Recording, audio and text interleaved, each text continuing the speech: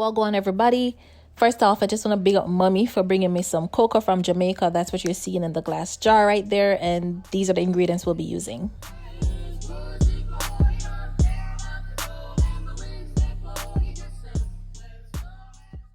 Alright guys, so this is how the cocoa look. Nice fresh cocoa. Again, big up to mommy. So we're gonna just use we're gonna put this in 6 cups of water, and we're gonna add our cinnamon leaves or cinnamon stick, whichever you have. I put both in mine. You're gonna bring it to a boil. You're gonna add your coconut powder. You can add coconut milk if you want to the one in the tin, but I never want to water it down, so I'm gonna add some coconut powder to it.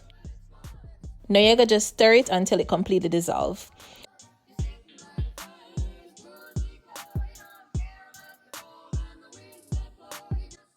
Now you're gonna strain it. Put your big strainer and then put your cheesecloth over your strainer so you don't burn up yourself.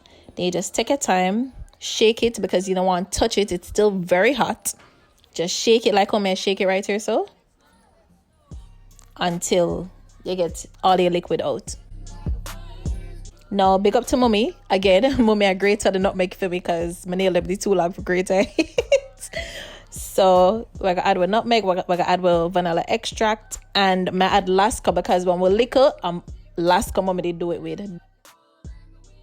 This reminds me of Christmas time, Christmas morning, when mommy I cook the can saltfish or the red herring or the salt pork or the salt mackerel, and get your cocoa tea on the side, the chocolate tea, which is what we call it. Now you're gonna add your sugar, you're gonna add a little bit of salt, a little tubs of salt, and you're just gonna mix it around. And then this is it. Simple, easy, you know, take no time.